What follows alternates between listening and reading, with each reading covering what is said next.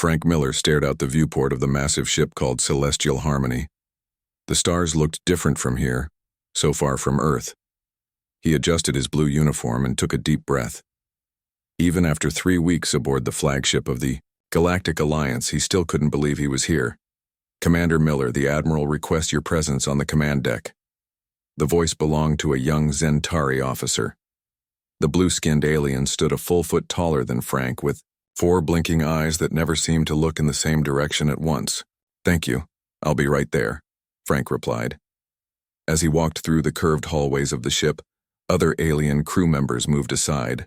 Some nodded respectfully. Others simply stared. Humans were still a novelty in the Alliance. Earth had only achieved faster-than-light travel 30 years ago, making them the newest and least advanced members of the galactic community. Frank stepped onto the command deck, a vast chamber with a domed ceiling that displayed a real-time view of surrounding space. At the center stood Admiral Zarak, the imposing Altarian diplomat who led this mission. Her scaled skin shimmered under the lights, and the ridge of spines along her head rose slightly as she noticed Frank's arrival. "Commander Miller, good. We are approaching the meeting point," Zarak said. Her voice was deep and melodic despite coming through his translator. "The Vordax ship will arrive within the hour." Frank nodded, trying to appear calm despite the nervous flutter in his stomach. "Thank you for the update, Admiral. I must remind you again of your role here," Zarak continued, fixing him with her golden eyes.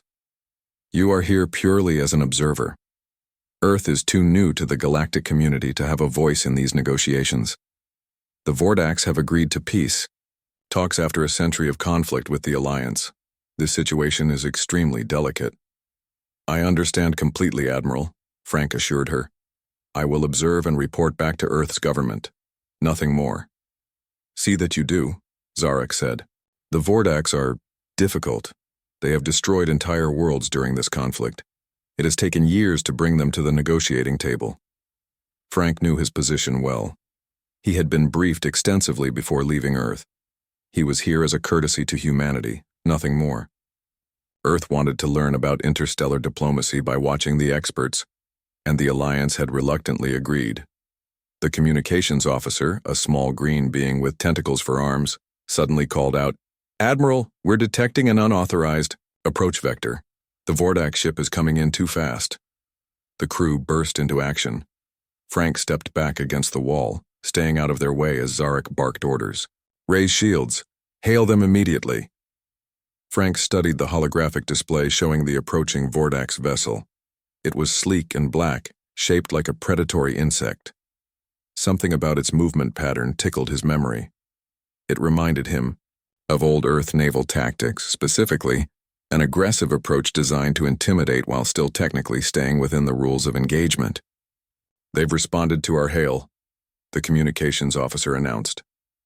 A screen flickered to life and Frank saw his first Vordax. The alien resembled a humanoid insect, with a hard exoskeleton, compound eyes, and 4 arms. Its face was rigid, seemingly locked in an expression of disdain. "Alliance vessel," the Vordax said, its translator converting clicks and chirps into words. "We approach for the scheduled negotiations. Our course complies with treaty standards." Zarak stepped forward. "Your approach is aggressive and outside agreed parameters. Adjust your course immediately." The Vordax commander's mandibles clicked rapidly. "We will arrive as scheduled. Vordax Empire out." The screen went dark. "Typical Vordax arrogance," muttered a nearby officer. Frank kept watching the approaching ship. The pattern continued to bother him.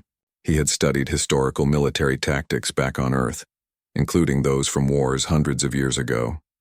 This approach was familiar. After several tense minutes, Frank approached Zarak. "Admiral, may I make an observation?" Zarak looked surprised. "You may."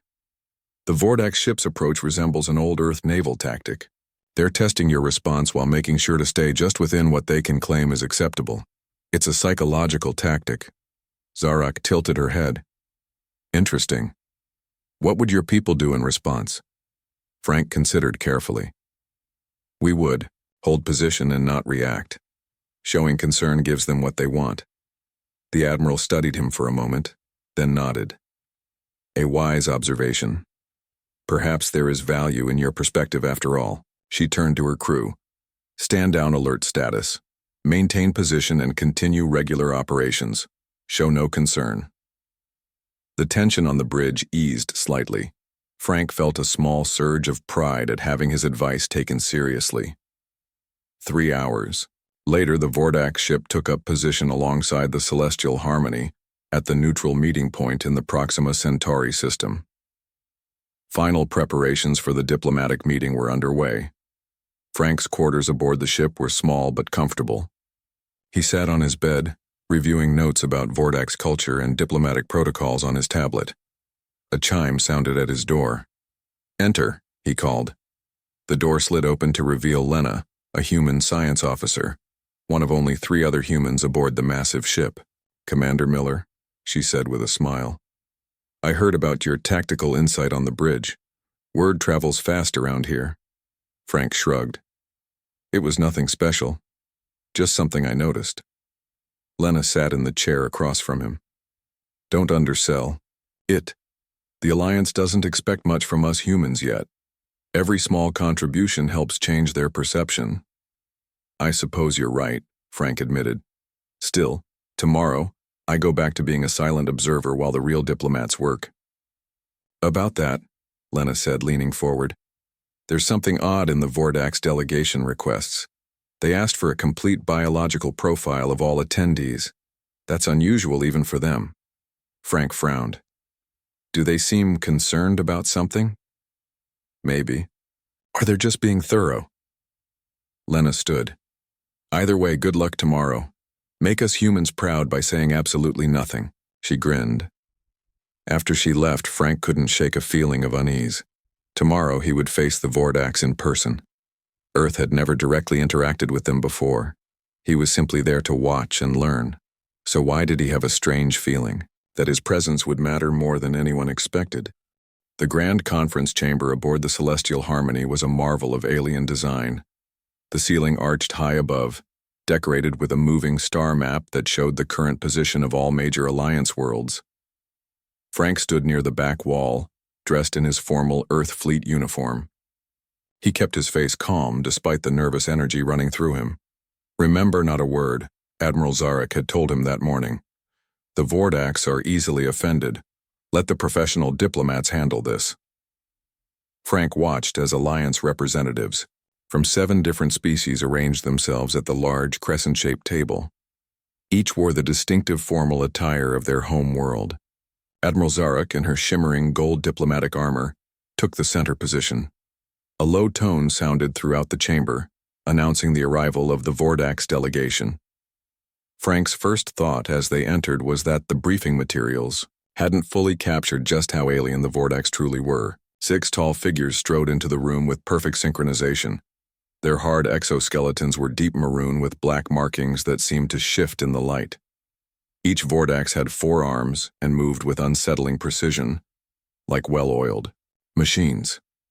Their leader, introduced by the protocol officer as Supreme Commander Kravska, stepped forward.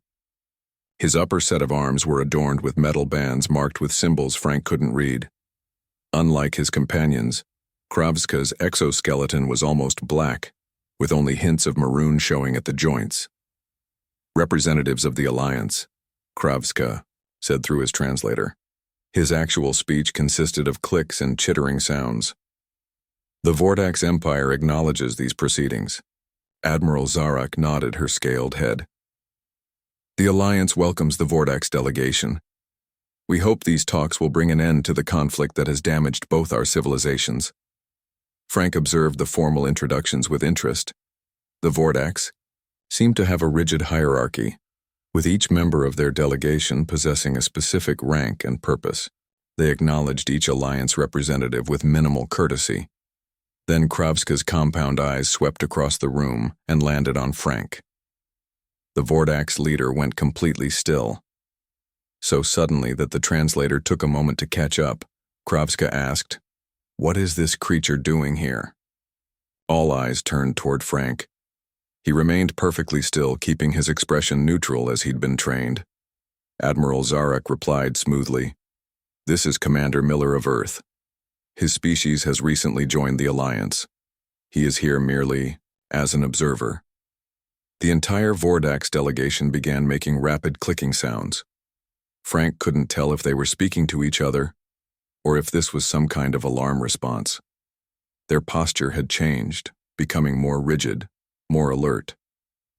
The human will leave immediately, Kravska demanded. Frank felt the tension in the room rise dramatically. The Admiral's spines stiffened slightly, a sign of annoyance in her species. That would be a breach of protocol, Zarek replied calmly. Commander Miller has all necessary clearances. His presence was included in the delegation list provided to your embassy 3 planetary cycles ago.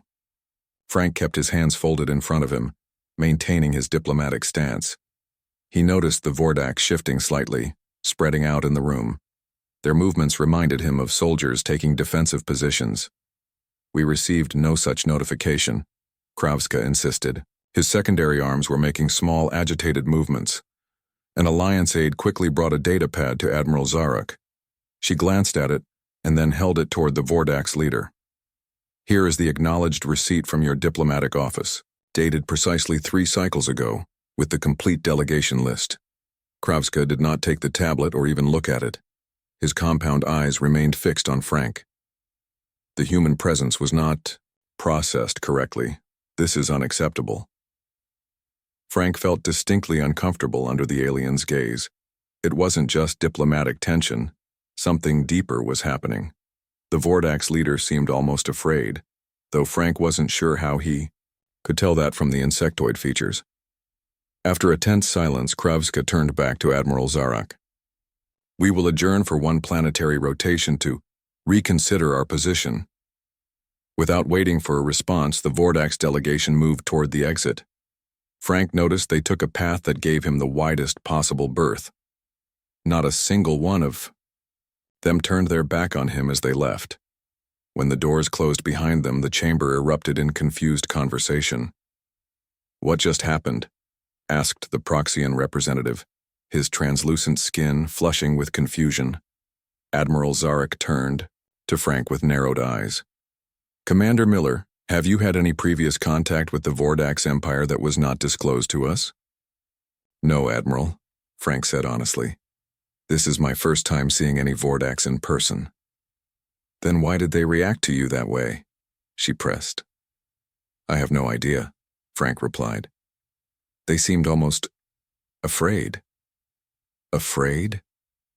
The Admiral's spines rose in surprise. The Vordax do not show fear. They are apex predators on their homeworld, warriors from birth to death. The diplomats were quickly called into a private session, leaving Frank alone in the corridor outside the chamber. He leaned against the wall, replaying the strange encounter in his mind. Hey, Earthman, a voice called.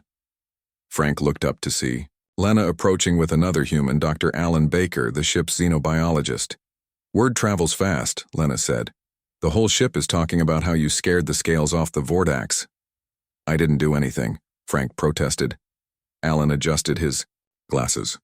That's why it's so interesting. May I? He held up a small scanner. What's that for? Frank asked. I want to check if you're giving off any unusual pheromones or radiation, Alan explained. Something biological that might explain their reaction. Frank shrugged. Go ahead. As Alan ran the scanner over him, Lena leaned closer. The Vordax have never reacted this way to any species in recorded Alliance history. You must have triggered something deep in their psychology. Normal human readings, Alan announced, looking disappointed. Nothing unusual at all. See? I told you, Frank said. It makes no sense. Lena's eyes suddenly widened. Unless what? Frank asked. Unless they've met humans before, she whispered. Before we joined the Alliance. Before we even knew other sentient life existed. Frank stared at her. That's impossible. We'd know if aliens had visited Earth. Would we? Alan asked, suddenly interested. If it happened long enough ago? There are gaps in human historical records. Ancient civilizations that disappeared mysteriously. Myths about gods and monsters that came from the sky. Frank shook his head. That's a huge leap. The Vordax probably just don't like the look of me. Before they could discuss it further, a ship-wide announcement came through. Commander Miller, report to Alliance Intelligence immediately. Frank exchanged puzzled looks with his fellow humans. Alliance Intelligence? Why would they want to see me? Only one way to find out, Lena said gravely. Good luck, Frank. As he walked through the corridors toward the intelligence section, Frank had the distinct feeling that his role as a silent observer had just become much more complicated. Frank had never been inside the Alliance Intelligence section of the ship before. The curved doorway slid open to reveal a room filled with screens displaying data in various alien languages. A Zentari officer led him to a small conference room, where 3 figures waited. 2 were aliens, a thin, pale Altarian with specialized optical implants and a stocky Proxian whose translucent skin revealed pulsing organs beneath. The 3rd person made Frank stop in surprise. She was human. Commander Miller, the woman said, standing to greet him. I'm Dr. Olivia Reyes, Earth's liaison to Alliance Intelligence. I didn't know we had anyone in intelligence, Frank admitted as they shook hands. Few people do, Olivia replied with a thin smile. Please sit down. Frank took a seat at the table, feeling uneasy. Why am I here? What's happening with the Vordax? The Altarian leaned forward. I am Chief Analyst Telvak. We wish to understand what triggered the Vordax reaction to your presence, I have no idea, Frank said. I've never met a Vordax before today. But they have met humans, the Proxian said. His translator gave his voice an odd, bubbling quality, or at least they believe they have. Frank stared at them. What do you mean? Olivia tapped on a data pad, and a holographic display appeared above the table. It showed what looked like ancient cave paintings, depicting tall, insect-like creatures, alongside human figures. These images come from caves in Central America, Olivia explained. They're approximately 6,000 years old. For centuries, archaeologists believed they were stylized representations of local insects or purely mythological beings. You're saying these are Vordax? Frank asked, looking closer at the images. We've been collecting and analyzing evidence. Since Earth joined the Alliance, Olivia continued, there are similar depictions from ancient Mesopotamia, China, and Egypt. Always the same insectoid figures, always from roughly the same time period. The Altarian, Telvak, adjusted his optical implants with a click. When your world joined the Alliance 3 decades ago, and we received detailed information about your mythology and ancient history, certain patterns became clear. What patterns? Frank asked. The Proxian analyst brought up new images, ancient texts, more cave paintings, and stone carvings. Many of your ancient cultures have stories about insect-like beings who came from the stars, beings who attempted to rule or control humans, and then vanished, Olivia added, usually after being defeated or driven away. Frank tried to process this information. You're telling me the Vordax visited Earth thousands of years ago? How is that possible? Why wouldn't they have mentioned this when Earth joined the Alliance? Telvak's implants whirred softly. Because according to every record we have found in their databases, the Vordax consider their contact with humans to be a humiliating failure. A failure? What were they trying to do? Olivia's expression turned grim. Based on our analysis, they were attempting colonization. The words hung in the air for a moment. Frank felt a chill. They tried to colonize Earth? 6,000 years ago? The evidence suggests so, the Proxian said. The Vordax Empire has existed for nearly 20,000 years. They have a pattern of expanding by subjugating or displacing native species. But they failed on Earth, Frank said slowly. And now they're afraid of humans? That doesn't make sense. They're far more technologically advanced even now. Telvak brought up another series of images, Vordax writing that Frank couldn't read. We have translated portions of their historical archives. They refer to humans as the immune ones and the resistant species. Immune to what? Frank asked. The three intelligence officers exchanged looks. Olivia took a deep breath. The Vordax have a natural ability that has made their conquests possible, she explained. They produce a complex set of pheromones that affect the neurochemistry of most sentient species. These compounds make other races more docile, more willing to accept Vordax authority. Frank started to understand. And this didn't work on humans? Worse than that, the Proxian said. According to our analysis, humans are not just immune to their control pheromones. Many humans actually have an adverse reaction to them. What kind of reaction? Heightened aggression, hallucinations, and in some cases what we might call inspired thinking, suddenly making mental connections that weren't obvious before. Frank thought about ancient human mythology. So when they tried to make us compliant, they accidentally made us more dangerous, Olivia finished. Ancient humans who came in contact with Vordax pheromones likely experienced what they interpreted as divine visions or madness. Some probably became more violent. Others may have had insights that accelerated human development. The Vordax apparently abandoned their Earth colonization attempt after less than a century, Telvak added. Their records describe humans as unpredictable, irrationally violent, and dangerously resistant to standard control methods. Frank leaned back in his chair, trying to process everything. So today, when they saw a human in the negotiation room, they recognized your species, Olivia said. A species their cultural memory associates with failure and fear.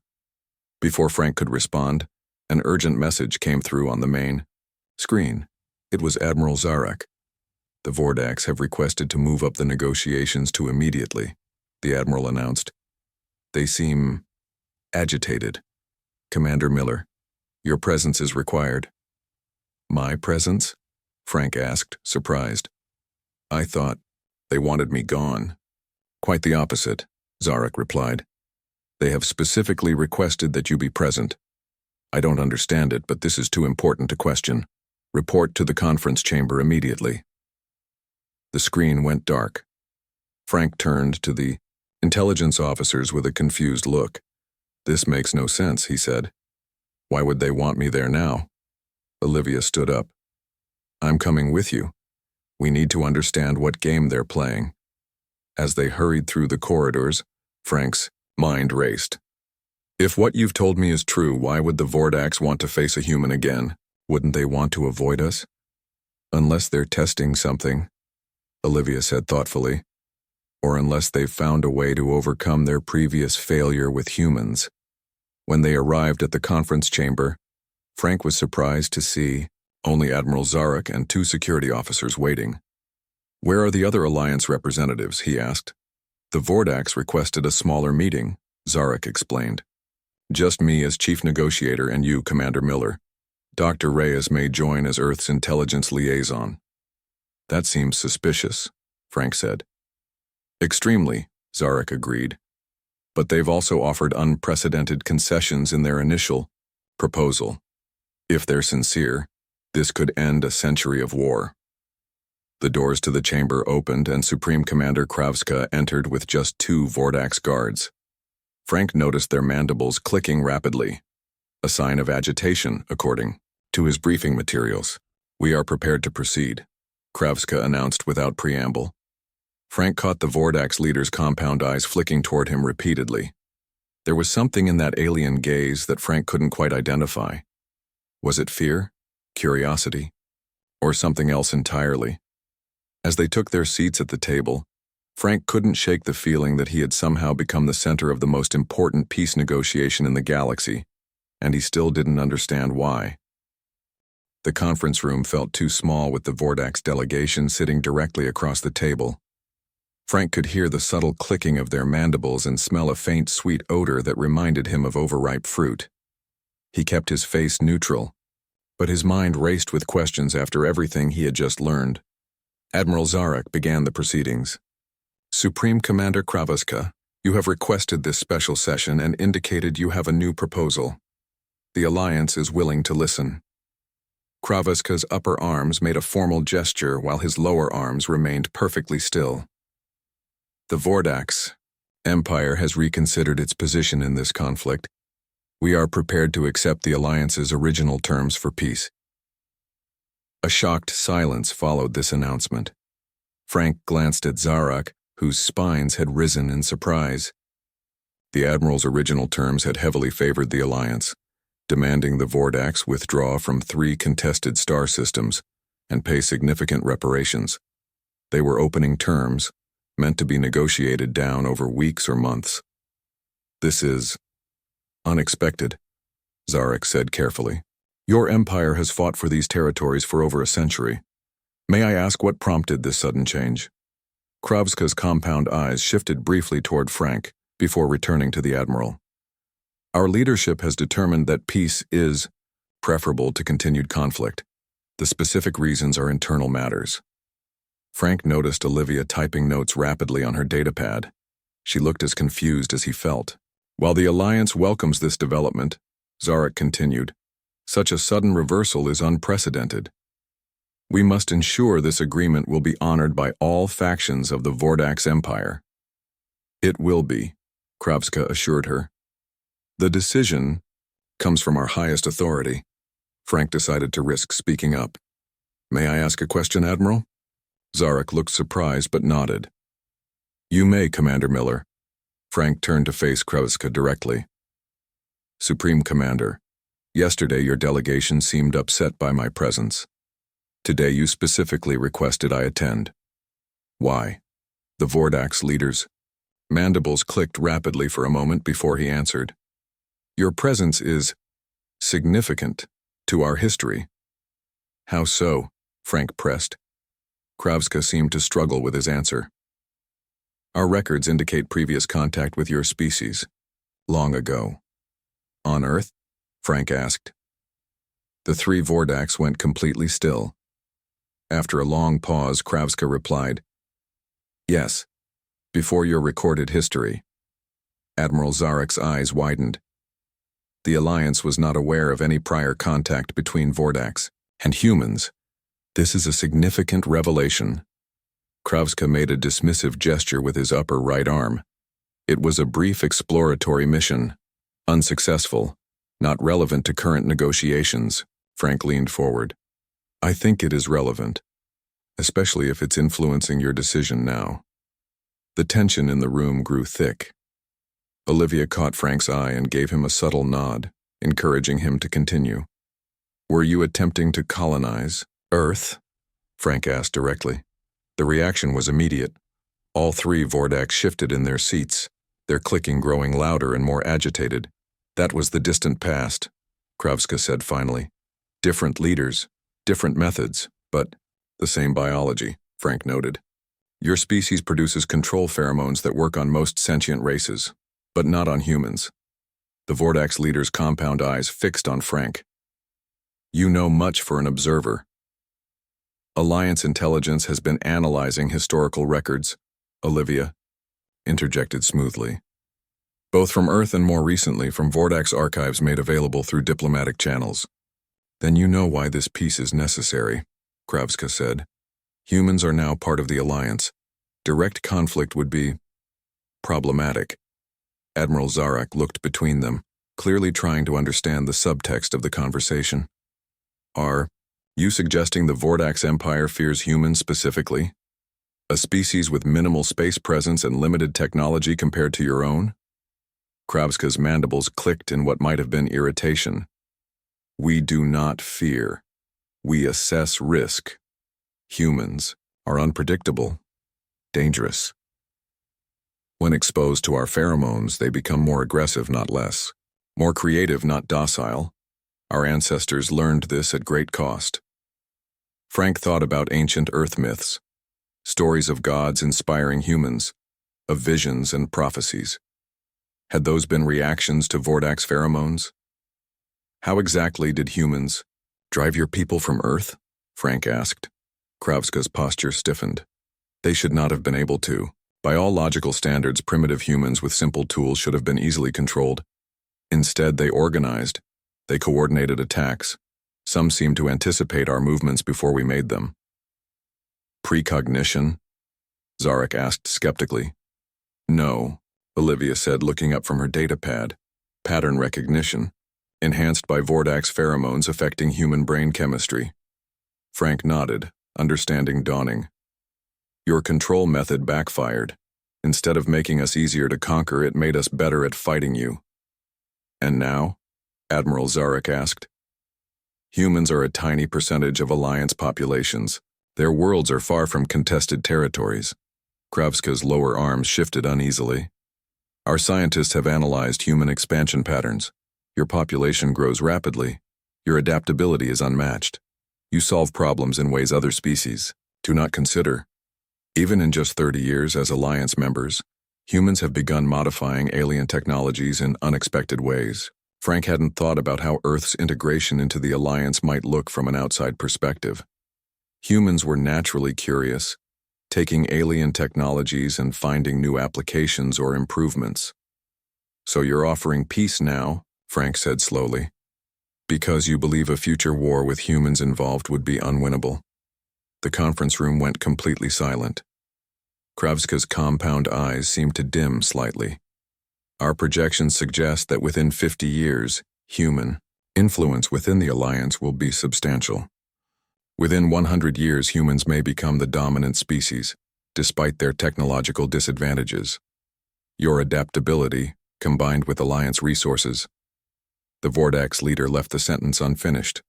Admiral Zarek looked stunned. This is why you're suddenly accepting our terms? Fear of human potential? Prudent assessment of future scenarios, Kravska corrected. The Vordax Empire has survived for 20,000 years by recognizing patterns.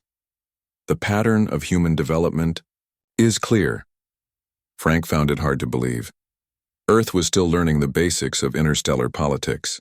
Humans operated only a handful of colony worlds and relied heavily on Alliance technology. You're overestimating us, Frank said. No, Kravska replied with certainty. Your people defeated us when they had only stone tools and primitive weapons. They did this because our presence accidentally accelerated their development. Now imagine humans with access to all Alliance knowledge and resources. Olivia had been rapidly taking notes during the exchange. She looked up.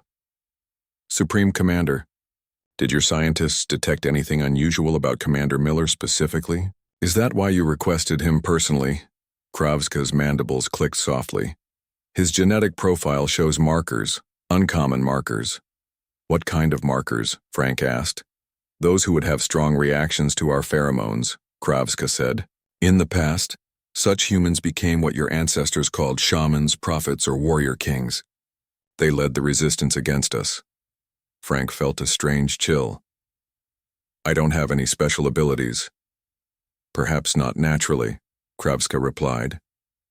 But potential exists. We cannot risk awakening it. Admiral Zarek looked between them, then made a decision. I believe we should accept the Vordax proposal for peace. The terms are favorable to the Alliance, and regardless of the reasoning, ending this conflict will save countless lives. The Admiral turned to Frank. It seems your presence as an observer has had more impact than any of us anticipated, Commander Miller.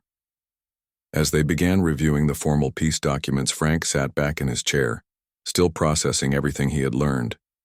Humans weren't just new players on the galactic stage. They were returning to it after thousands of years. And their mere presence was enough to make one of the most powerful empires in the galaxy choose peace over war. He caught Olivia looking at him with a thoughtful expression. What? He asked quietly. I'm just wondering, she whispered, what this means for humanity's future in the Alliance, once this story gets out. Frank nodded slowly. It was a good question. How would other Alliance species react when they learned the fearsome Vordax had surrendered, not because of military might or diplomatic skill, but because of what humans might become?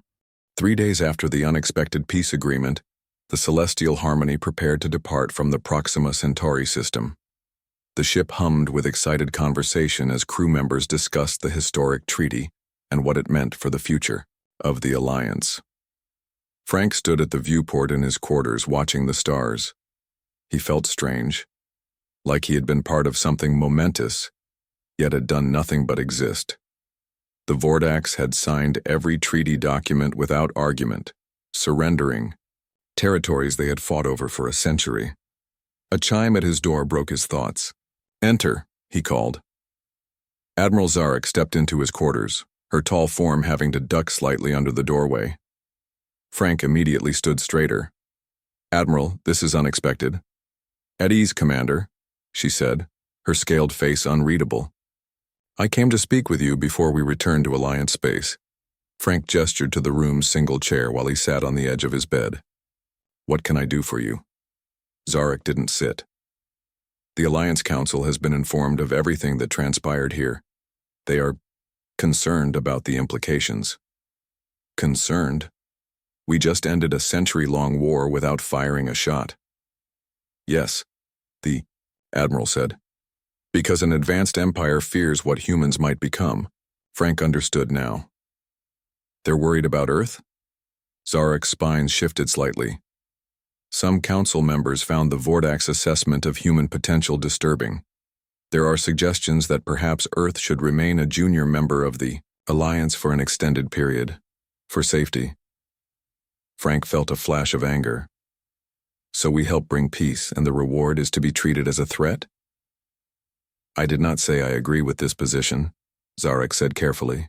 "In fact, I have submitted a formal recommendation that Earth be granted accelerated status in recognition of its contribution." "I didn't contribute anything," Frank said. "I just sat there." "Sometimes," the Admiral said, "the most powerful effect comes from simply being observed. Your presence forced the Vordax to confront their ancient fears and make a choice." Frank thought about this. "What happens now?" "That depends partly on you," Zarek said. "Before I left the conference room, Supreme, Commander Kravska gave me this." She handed Frank a small data crystal. "It contains Vordax historical records of their time on Earth. Records they have kept secret for thousands of years." Frank took the crystal carefully. "Why would he give this to us?" "He said humans should know their true history. And perhaps, more importantly, that other species should know it too." Zarek's golden eyes studied Frank. "I believe he wants this information shared widely." "Why?" "Because a feared enemy that everyone knows about is less dangerous than a potential threat no one recognizes," Zarek said. "By acknowledging humanity's effect on the Vordax, he ensures that all Alliance species will be watchful of human development." Frank turned the crystal in his hand. "So it's a warning to the rest of the galaxy." "Perhaps," Zarek admitted, "but it is also a recognition of your species' unique place in the cosmic order. Few races can claim to have defeated the Vordax, even in ancient times." Before Frank could respond, his communication panel chimed. A message from Earth Command scrolled across the screen. "Commander Miller, return to Earth immediately for debriefing. Diplomatic observer mission expanded. New assignment pending." Zarek read the message and made a sound that Frank recognized as the Altarian equivalent of a laugh. "It seems your role as an observer has been noticed." "I'm just one person," Frank said. "I didn't do anything special." "You existed," Zarek said simply.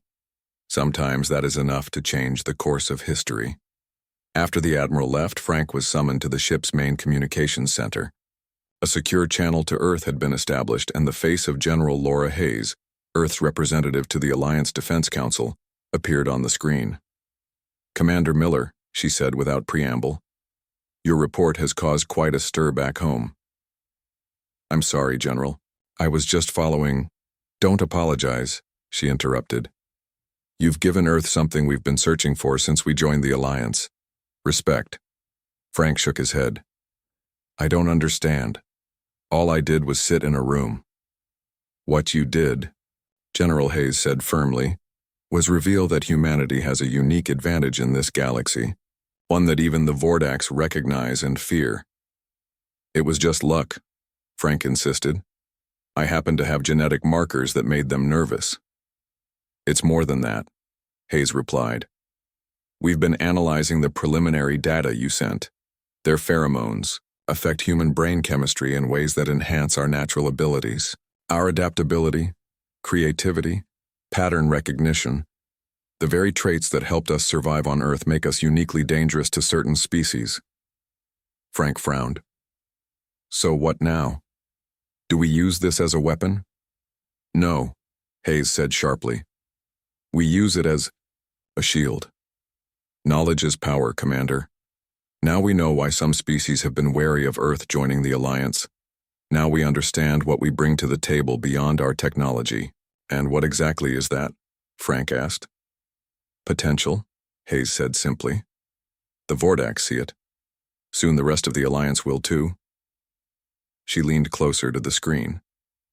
That's why we're expanding your mission. Earth needs representatives who understand this new dynamic. People who can be diplomatic observers while reminding other species of humanity's unique resilience. Frank thought about the implications. He had gone from being a token human presence to something much more significant. A living reminder of an ancient conflict that still shaped galactic politics. 2 weeks later, as the Celestial Harmony docked at Earth's orbital station, Frank stood in his dress uniform ready to disembark. Lena and Alan waited with him by the airlock. So they're sending you to the Galactic Council itself, Lena said, impressed. Not bad for someone who was supposed to just watch and stay quiet. Frank smiled. Turns out watching and staying quiet can be more powerful than I thought. Alan patted the pocket containing his datapad. The information from that Vordax crystal is remarkable. 6,000 years of secret history being revealed. Your name will be in textbooks, Frank. For doing nothing, Frank reminded him. Sometimes, Lena said thoughtfully, just being human is enough. As the airlock opened and Frank prepared to step through to a new phase of his career, he thought about how strange it was that humanity's place in the galaxy had been secured, not through superior technology or military might, but through their mere existence, their unpredictable, adaptable, resilient existence.